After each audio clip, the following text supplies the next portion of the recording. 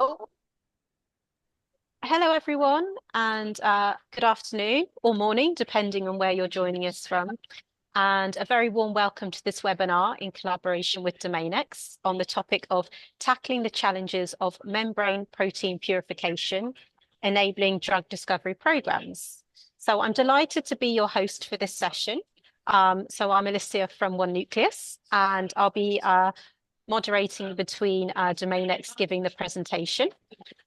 So on today's session, we've got two expert speakers from Domainex who are going to share their insights with us via presentation. Ahead of that, I'm going to share a short introductory video to Domainex that was put together by Natalie Winfield, who is Executive Vice President Commercial Operations at Domainex. So if you just bear with me one moment, I'm just going to share that now.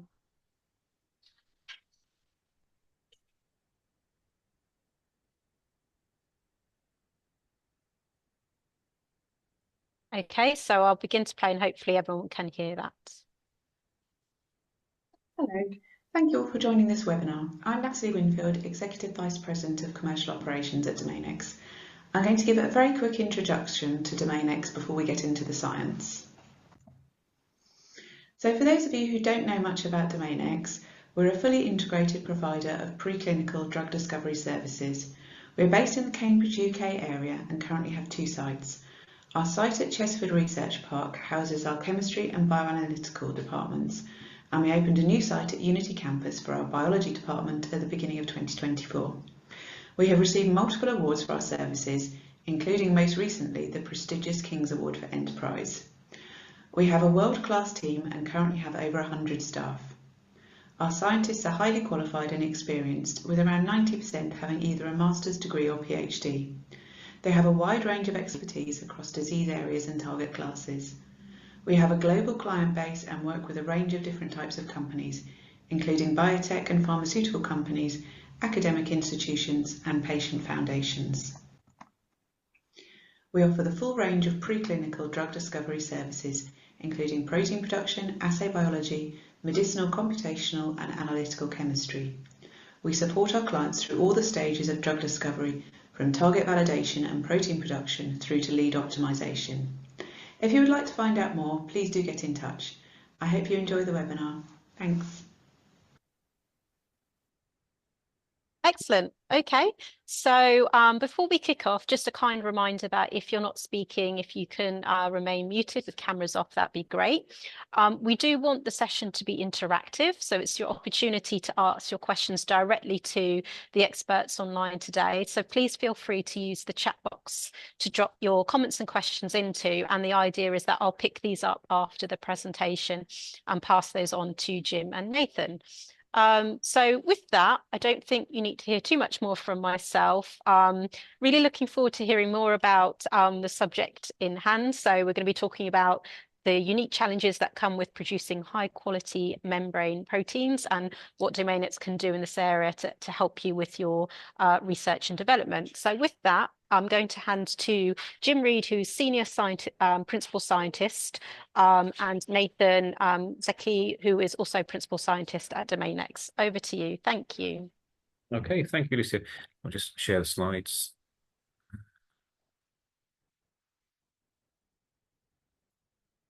Okay. Start feeling. Hopefully everyone can see the slides okay. Right. Okay, so Nathan and I both represent the protein biology part of the company here at Domainex, and although we work on a wide range of different target classes, we want to concentrate today on membrane proteins, particularly in relation to small molecule drug discovery.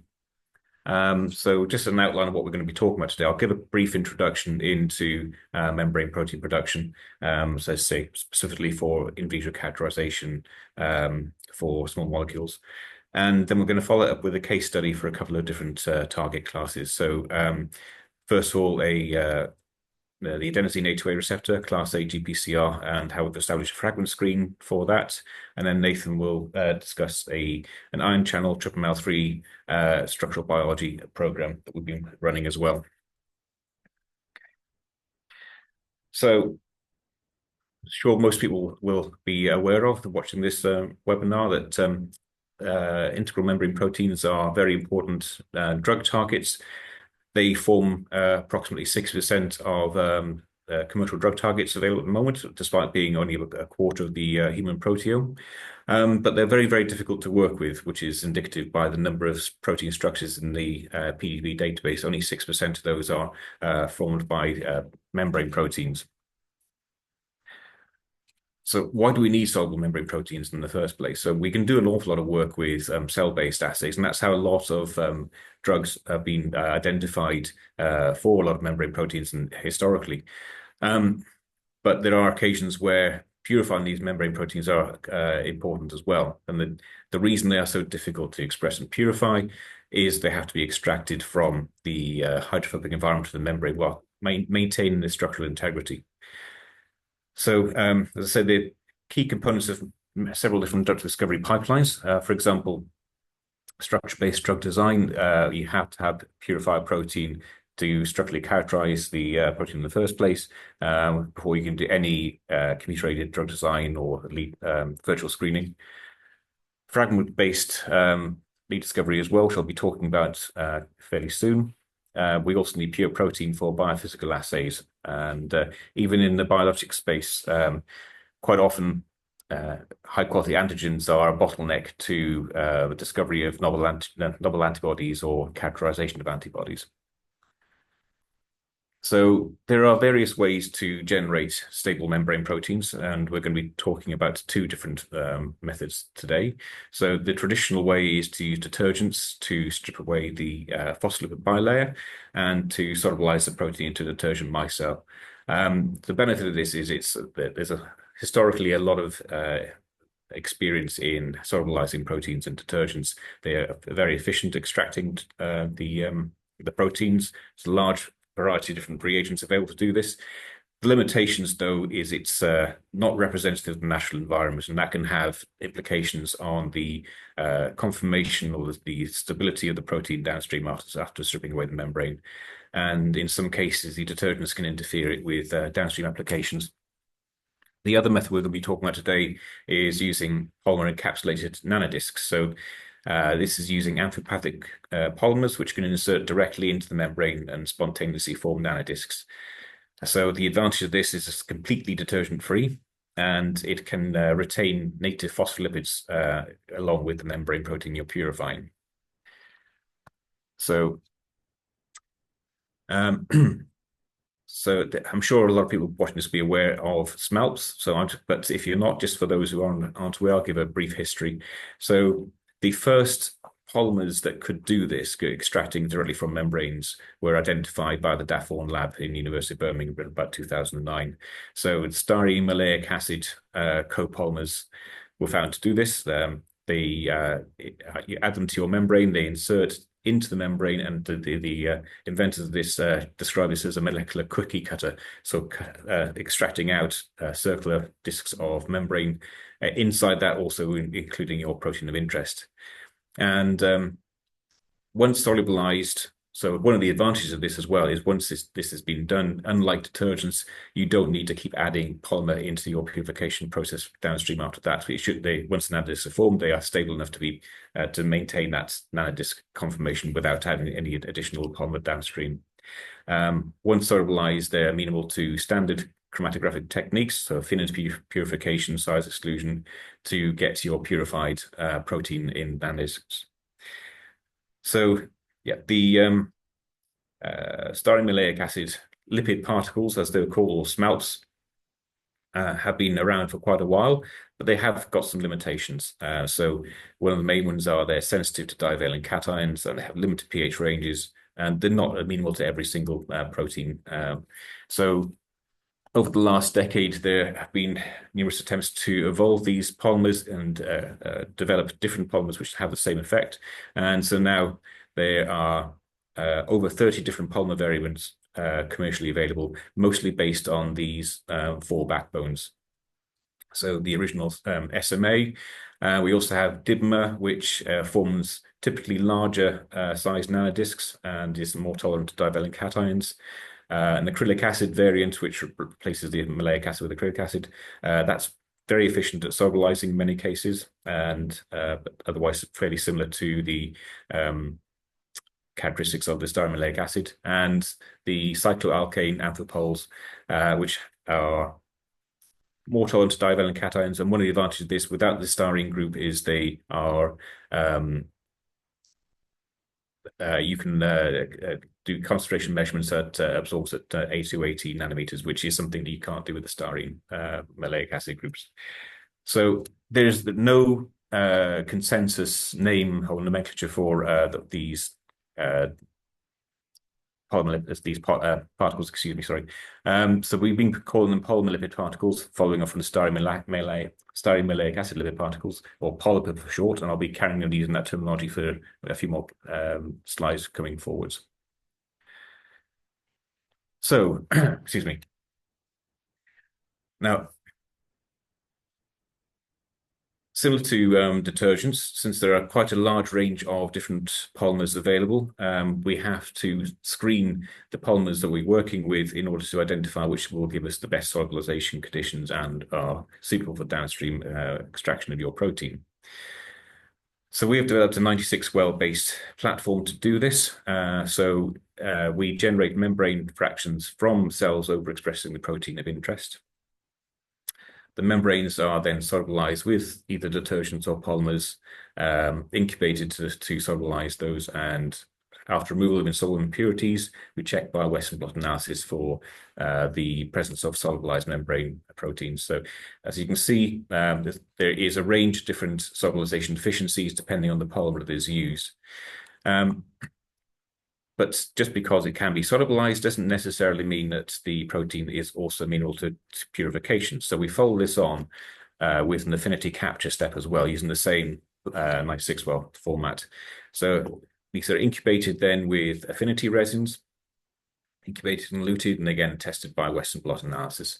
So as you can see, there are several polymers which are able to solubilize the protein of interest, but are not amenable to purification. So it's important to do this solubilization screening and capture screening in order to identify which polymer works best for your particular protein. And we have found this is very much target dependent. We can't count on the same polymer being used for every single protein. So it's important to do this on optimization first. And once conditions have been identified, we can further optimize conditions, including the amount of polymer used, the incubation time, various buffer conditions to optimize the extraction purification conditions for your protein. Okay, so that's just the background of the extraction conditions we use for membrane proteins. I'm going to move on to a case study using this with the A2A receptor and how we set up a fragment screen for looking at small molecule binding. So just as a little description of what fragment screening is. So when I talk about fragments, I'm referring to small molecules, typically less than 300 Daltons in size. They have low structure complexity, and typically they bind to ligands, so to proteins with low affinity, typically some micromolar to millimolar range. Because they have low size and low structure complexity, they can bind to discrete pockets on proteins, and it allows you to screen a broad chemical space with a relatively small number of compounds. And then these can be used as starting points to expand into novel hits for your target protein. However, because the affinity of fragment hits is very low, they can be quite challenging to detect. So particularly cell-based assays can be difficult to work with. So we need a sensitive binding assay and good quality protein reagents in order to detect this at the micromolar range. We've done this successfully with a wide range of different soluble targets before now. We wanted to generate a case study to show that we could do this also with solubilized membrane protein. So we chose the A2A receptor as a case study. So not only is it a clinically relevant GPCR, but it's been extensively studied with many different structures in the database already and several well-validated ligands of a range of affinities. But particularly important in this case, a couple of the known antagonists, caffeine and theophylline, are already in the fragment-like space in terms of their size and the binding affinity. So we have two compounds that we can use to validate this assay. So to skip forward to after extraction purification, so we purified this protein from insect cells after expression using bacterial expression system. We solubilized and purified these in both detergent, LMNG, and in one of the polymers, ultrasolid amphibol 18. And these were purified using two-step strategy of affinity purification and size exclusion, both getting to 90% purity yields after purification. And size exclusion traces for both are giving single monodispersed peaks, as the size of the polymer purified particles are significantly larger in the range of about 400 kilodaltons. That's as to be expected for the size of the nanodisk. But both cases by DLS, we are getting single monodispersed populations for these proteins. So we purify these proteins. Next step is to identify whether or not these are capable of binding known ligands. So we started off using NanoDSF, which is a thermal stability assay. So in both cases, the detergent solubilized protein and the polymer solubilized protein were able to show an inflection point as the temperature increases to show the denaturation of the protein. So for the detergent, it was an inflection point of about 53 degrees and about 49 for the polymer solubilized protein. And in both cases, addition of known ligands increased the melting temperature by 3 to 13 degrees, indicating that the receptor is physiologically folded, it's able to bind known antagonists. So that gave us confidence the protein was good enough to use for a screen. This particular assay, however, only shows binding. It doesn't show affinity and data. So we moved on to an alternative assay system. So the assay we chose to use was Spectral Shift. This is a relatively new upgrade to the nanotemper dianthus platform. So I'll give it, because I'll give a brief description. So any of the assays systems, biophysical assay systems we're using today, if you want to know anything more about that, we have another talk coming up in a couple of weeks' time, which is specifically around biophysics. So I encourage you to tune into that. But yeah, just for this talk, the Spectral Shift assay is a fluorescence-based technique, which relies on labeling your protein with a fluorescent dye. In this case, it's via a his tag on the C-terminus of the A2A receptor.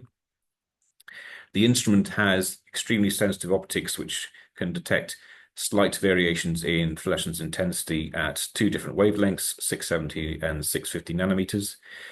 And when you bind a ligand to your protein, the ligand, either through close proximity or through conformational changes, can cause a very minor red or blue shift to the intensity, the fluorescence emission spectra. And looking at the ratio of these two wavelengths, you can then plot your dose response curve and get affinity data. So when we tried this with the LMNG detergent purified A2A, we did not see any sign of any ligand binding. Now we know that the protein was capable of binding ligands, so we assume that this means that the assay, in this case, the LMNG detergent, is interfering somehow with the fluorescent dye, somehow preventing the assay working.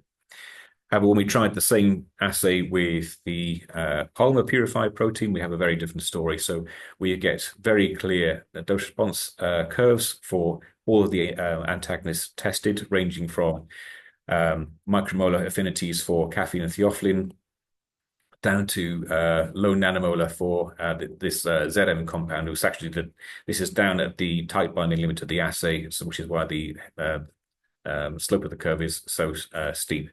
But we have very good matching affinities compared to the literature PKDs that we were seeing, so consistent with that. So this is showing that in this particular case, the polymer purified protein is actually enabling an assay that we would not have been able to do previously with just the detergent purified format. So in this case, the having a native lipid environment is advantageous to setting up a screen. And because the full dose response curves for the low affinity ligands are present, that gives us confidence that the assay is sensitive enough to be able to be used for a fragment screen. So that's what we did next. So we took 960 different fragments, screened at 250 micromolar against A2A using this assay.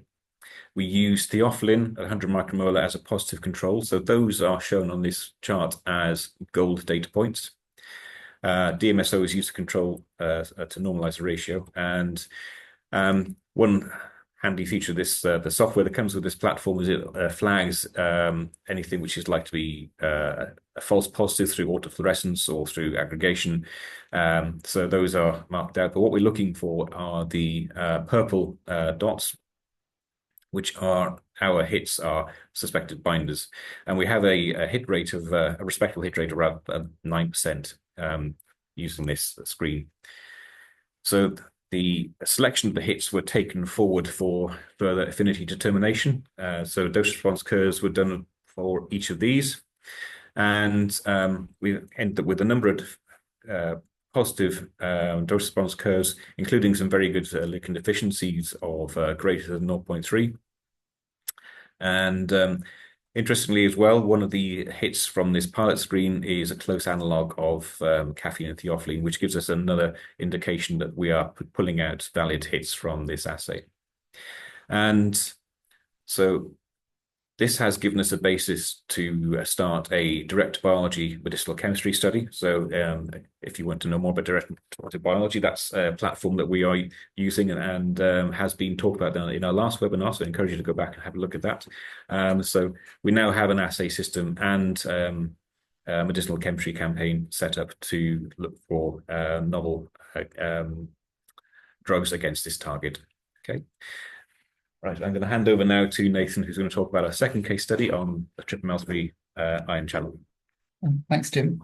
So the second case study will be about TRPM3, which is an ion channel, and how we studied small molecule binding by GCI, followed by structural characterization by Cryo-EM.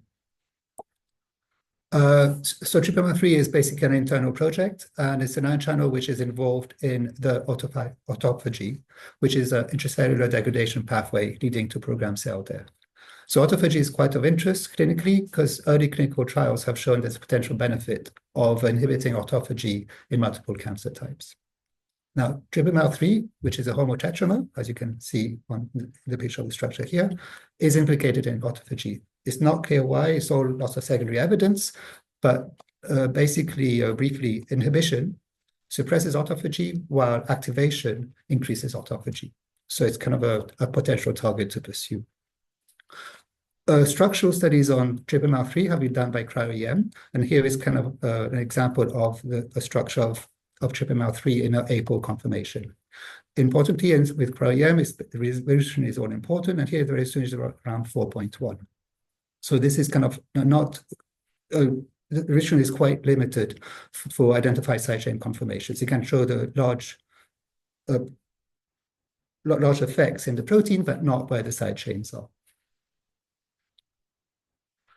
So we produced TRPM3 in XP293 cells and put it through our Polymer detergent screen. And with one of the detergents, we were able to get nice purification using the flag tag elution, affinity binding, and we also had a polymer in parallel, which also gave very promising results. Now, purity and yields were roughly similar between the two systems. This was followed by size exclusion chromatography, and that's basically to kind of separate out the protein from larger aggregates or smaller proteins. And here, if you look at the curves, they're very nicely symmetric, kind of showing that both the TRPM3 in detergent, which is LMNG, and TRPM3 in polymer were very well behaved, which we could also see that in the DLS, as Jim was talking previously. And so in this two-step purification of affinity tag using the flag epitope plus size exclusion, we could get above a purity of above 90%, which is good for biophysical assays and structural characterization. So with TRPML3 in MNG, we decided to study it by GCI, which is basically using the cryoptic wave instrument. Now, GCI is a similar system to the SPR, where we are measuring the affinity of an analyte to a ligand-presenting surface. During the experiment, you can get a measurement of the kinetics, which is basically association-dissociation constants, and affinity. And the GCI is very sensitive, so you can go from low picomolar to low millimolar affinities, and also with very high sensitivity, with 1 picogram per millimeter squared. This is a traditional GCI experiment where you throw the analyte across the surface, and you get binding to the surface, which you can see by a change in signal. If you have lower concentrations of analyte, the change is lower because you have less mass binding to the surface, less mass of the analyte. Once the analyte leaves the system, the analyte on the surface slowly dissociates. And that's from this region, you can get the dissociation constant. Cryo-Optics wave instrument has been adapted with a different way of doing such measurements, and it's basically through what they call the wave rapid mode. Now, you have a constant concentration of analyte, which is basically pulsed on the surface with different durations, and you basically get this ratchet effect. And from this ratchet effect, where you basically have binding on and then binding off, you can able to get the kinetics. Importantly, this is a very fast way of doing an experiment. Traditionally, every time you do an experiment, here is basically a 100-second experiment. While here you have all the concentrations that you really want in a 45 experiment. So it could be easily 10 times faster to do such experiments. And this is really great for screening multiple small compound binding. More details will be discussed in the next webinar that's focused on biophysics. So the data with the TRPML3 was done with several tool compounds which had known affinities, and we were able to show clear binding for these tool compounds using the GCI instrument. We did that by binding the TRPML3, which is a 240 kilodalton tetramer, onto an NTA sensor chip via its His tag. We kept LMNG in the solution to maintain the correct folded protein. As you can see, it's increasing times of MLSA1 binding, you can get very clear binding, which the modeling in red follows quite clearly. And from this, we could get the KDs of the different tool compounds. Importantly is that they're all in the micromolar range, which is good. And except for the M683, which was the weaker binder, the rank order of the KDs is the same as seen with the IC50 values in the literature. So this system shows that with the GCI, we were able to capture the TRPML3 and maintain it in the correctly folded state where it could bind tool compounds. And from these two compounds, we can start adding the new compounds to identify new binders.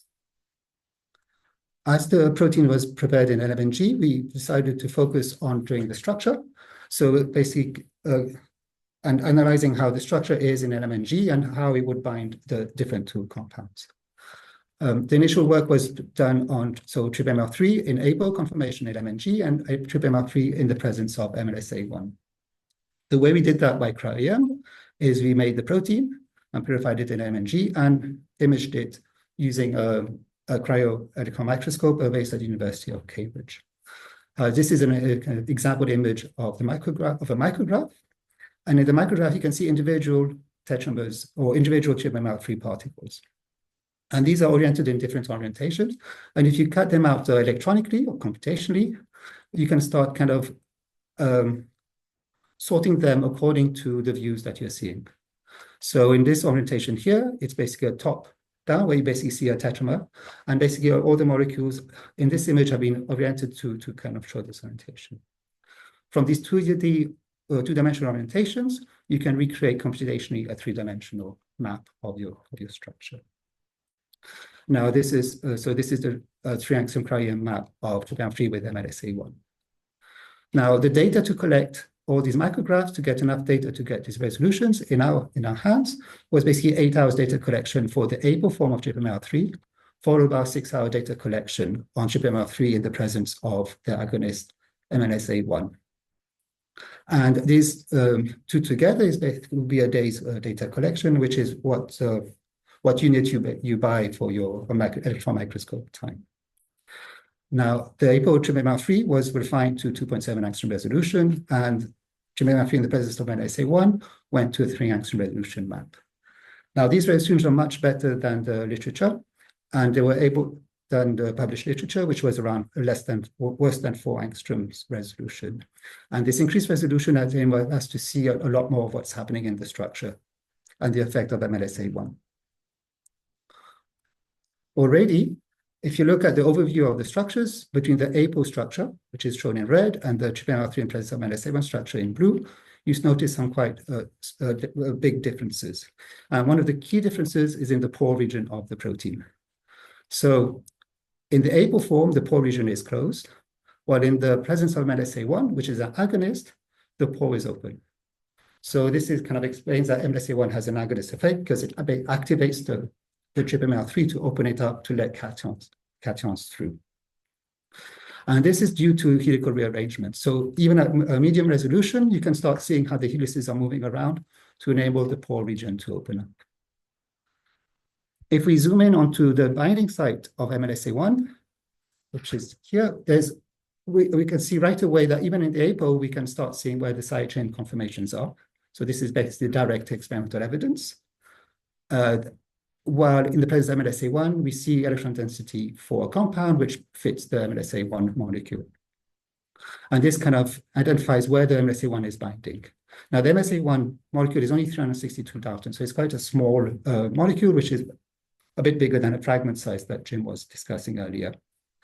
And we can identify the key interactions between the MLSA1 and the side chains in the binding site and how it affects the conformations of the helices as it binds.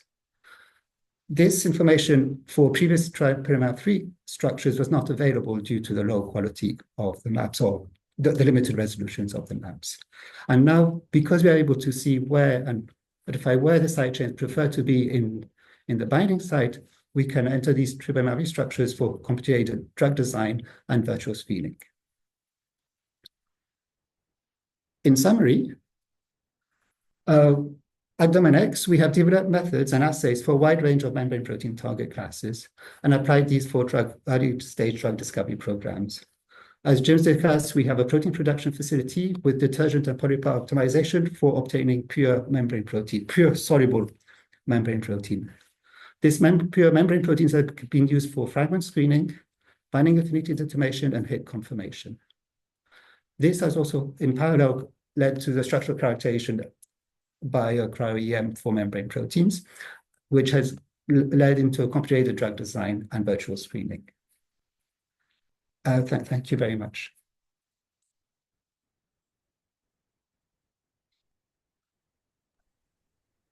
Excellent. Thank you very much indeed, Jim and Nathan. So, oh, excuse me, I've just frozen. Sorry about that. So we've now got to the section of the webinar where it's the opportunity for you to share your questions with the speakers online today. So the floor is open.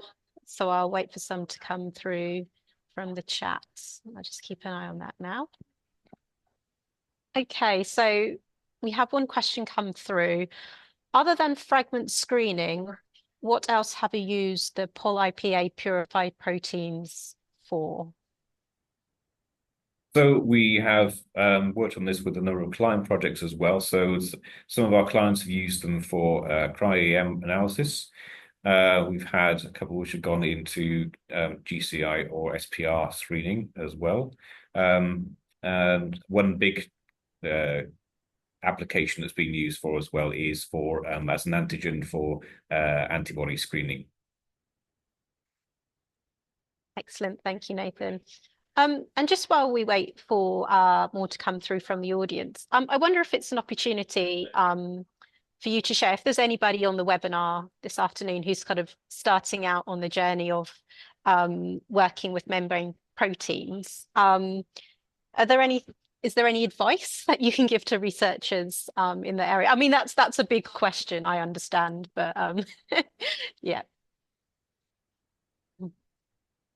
So yeah, one of the biggest things is trying to get the right construct design so you can actually get good expression. So with any of our protein production projects, you always have to start with good protein expression in the first place. If you don't have enough protein to purify, then you're always going to have a struggle there. So identifying what your downstream application is going to be and adjusting your construct around that, whether that be with various tags for purification or for detection, and doing whatever you can to enhance the expression in the first place. So we typically will look at expression in different systems. So we have insect-based expression and also mammalian. So we have the XP293 licensing system for suspension-based expression in mammalian cells. We also do bacterial expression, but not usually done for membrane proteins unless it's already a bacterial protein. But yes, optimizing your expression conditions first and getting good level of expression is key. Beside that, then going into screening your solubilization conditions to try and get something which is as stable and non-dispersed as possible. Excellent, thank you very much indeed. Another question come through. Can X-ray crystallography be used for membrane proteins? Yes, we can. So there's a system. So yes, it can. There's different systems where you basically have different type of detergents in the drops to be able to screen the things, and it's liquid, it's LCP type as it's called. The difficulty is you need to get crystals, and that's always kind of, you need to try again to get the crystals. So with the Cryo-EM, you are limited by size, so you need a certain size protein to be able to get the structure. And you get a structure to a certain resolution. With crystallography, you can work with a lot smaller proteins, so a lot more integral membrane proteins. But because they're smaller, if you're able to crystallize them, you can get higher resolution data. The two techniques are complementary. So you've got the Cryo-EM can cope with larger proteins, but you don't need anywhere near as much in the way of material. So you can get away with much lower concentrations and lower amounts of protein. The crystallography can handle the smaller constructs that you can't do with Cryo-EM, but you need to have typically a large amount of protein that you have to concentrate to high levels before you can start that kind of procedure. Thank you. And what is the best resolution you can get with Cryo-EM? Nowadays, you can go under 2 angstroms. With the membrane proteins we've been working on, it's above 2.5. It's been 2.5. What's usable is under 3.5. So under 3.5, you have confidence that the side chains and any compound there is quite likely to be the right compound. It's quite likely to be the compound where you expect it to be. 2.5 angstroms, yes. Okay, and then do you have experience producing biotinylated membrane proteins? Do you prefer to do this ex vivo, in vivo, etc.? Yes, we put it in vivo, so we will co-express with Bure biotin ligase, so we can do that in both the mammalian and insect cell systems we have. So that's usually with an ABI tag, a small tag on the which we can add onto the protein. So thank you. One other point as well. So there's new ranges of polymers coming out at the moment. One has just been released fairly recently, which is biotinylated. We have yet to trial this to see how well it works, but that's something else that we want to try out in terms of biotinylated polymers rather than protein. And there should be more of those coming through in the coming months. Excellent, thank you. Under what conditions would you go for polymer purification over detergent? Is that detergent purification? It can usually get the job done. So yeah, so it depends on what you want to use it for at the end. So we would probably try and, unless it's going to be something which you know the detergent is going to work and give you the results you want, then you already have published conditions that you can mimic and use that. But if you're starting with an unknown system, or you want to use it for an assay which hasn't been trialed yet, then we would screen both and try polymers and detergents and see which will give us the results we need. As in with the A2A case study, we did both and we found the detergents wouldn't work with any of the biophysical assays we were trying to use, but the polymer version did. So it's worth trying both. And the polymer gave very similar results to the whole cell assays. So when the protein is in its native environment in a bilayer. So that's so that's one of the main advantages of the polymer system, is it should be extracted with some of its native phospholipids around it. It's never actually stripped away from the phospholipid membrane, so it's kept in its as close to native state as possible. Whereas you always have that worry with detergent-based extraction that you're going to destabilize the protein or fix it in one conformation, which is not physiologically relevant. Okay, so a couple more have come through. Do you notice trends in which purification formats tend to work for certain types of proteins? So does a particular polymer always work well for a certain class of protein? There are some polymers which seem to work consistently well with solubilizing, but not necessarily for the purification step. It's not something we've noticed a pattern with yet in terms of particular classes working with particular polymers better than others. So something we will be keeping an eye on, and it's an advancing field, so there are more and more studies going on all the time.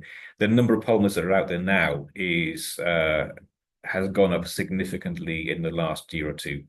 If you'd asked us 3 years ago, there would have been 4 polymers to use, and now there are over 30. So it's something that we are keeping an eye on ourselves all the time as well. I'm trying the options, the more to choose from. Is that, I suppose that's meant to be so you can do a more bespoke or tailored solution, having that varied amount of options, or So all the polymers have slightly different variations in their structure. So some are, well, the majority are negatively charged with an acid group on there. Some are sulfonated, so they have a zwitterionic charge status that changes how well it can solubilize things. It changes the overall charge of the disk you're getting out, so that can change the physical characteristics later on. There's one which is positively charged. That is a bit difficult to work with. We don't usually use that one too often. There are other modifications of the polymers as well, and some of them have different manufacturing with making these. So the original ones are generated through random polymerization. So you have a bell-shaped curve in distribution in terms of length of polymer changes you get out. Some of the newer ones are using what's called a raft-based polymerization, which is a very defined chain length, so you can have very defined population sizes of your polymer. So that can also have effect on how well protein can be solubilized. And then it was actually just after the last question came through another comment. So for nanodisk purifications, do you screen different types of lipids for the reconstitution or tend to use POPC?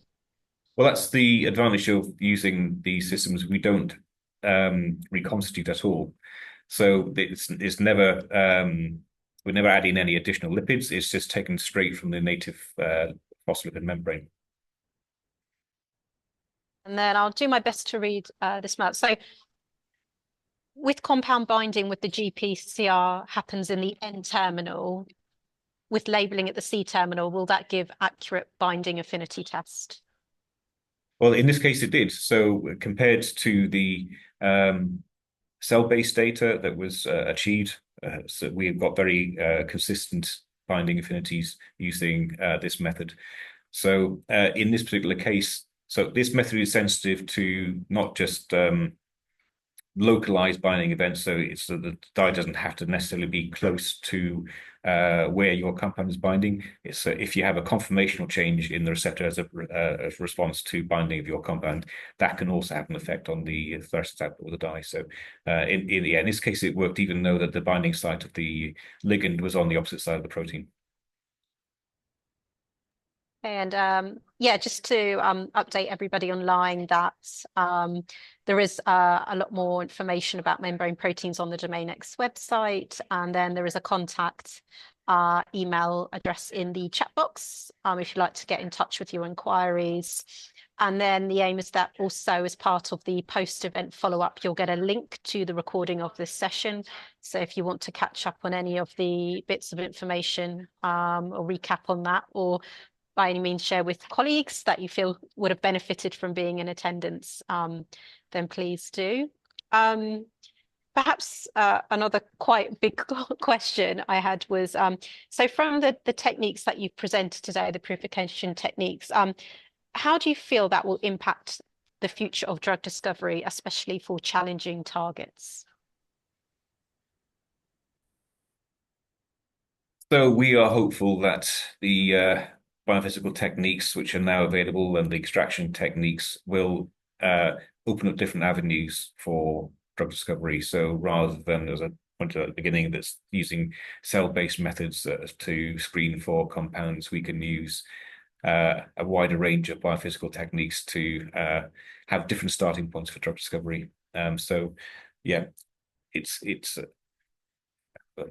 tune in a couple of weeks' time for the biophysical assay webinar, and you get more details about how we go about compound screening there, so what the advantages of using these new biophysical techniques are.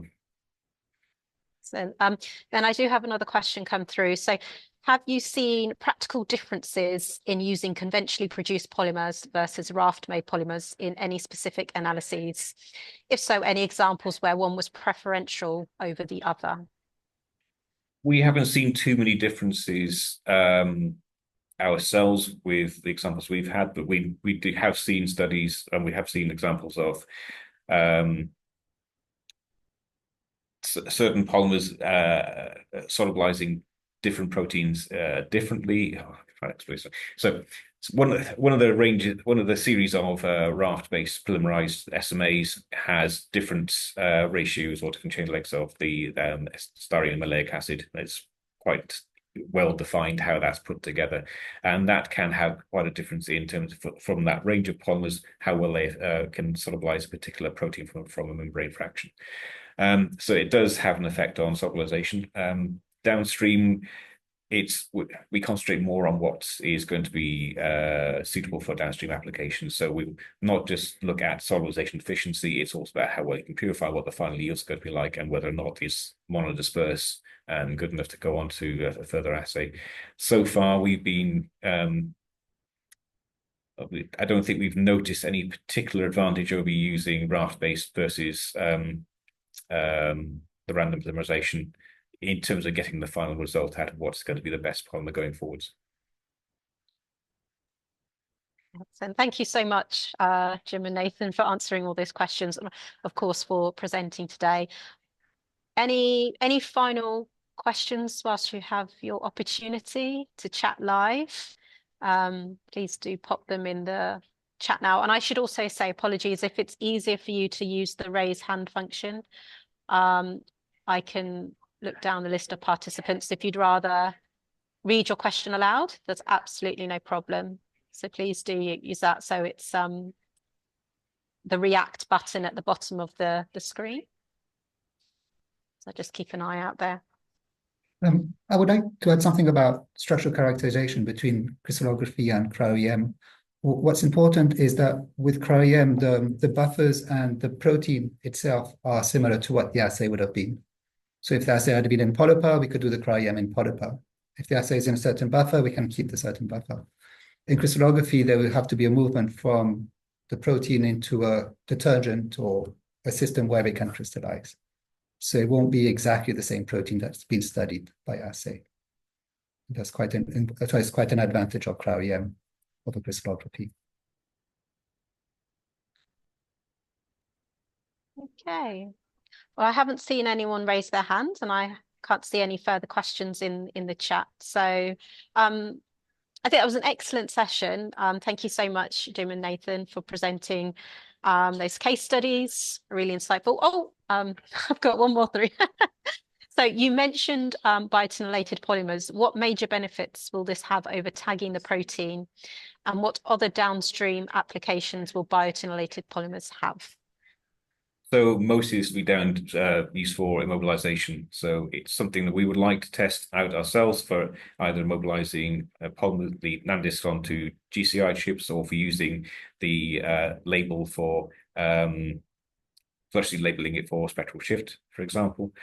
So yeah, it's a labeling method which is independent of the protein. You don't need to have a tag, biotinylated tag on the protein itself. It's going to be independent of that, but still available for tagging and detection. So we will be trying it out as soon as we can get hold of some. The audience are keeping me on my feet here. So, oh, you got a thank you. Brilliant, thank you. Hey, Jim and Nathan, do you have anything final to add whilst you have this opportunity, or shared everything you want to share?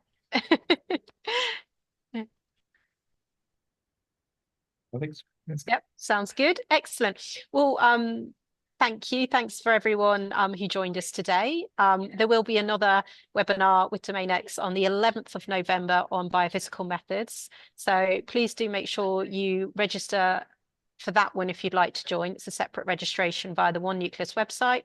There will be a thank you email going out after this with a link to the recording and then a link to the upcoming session as well. Please do share with colleagues as well, or people contacts you know who think would benefit today for these sessions and work online today. And yeah, spread the word. And we hope to see you on the next session.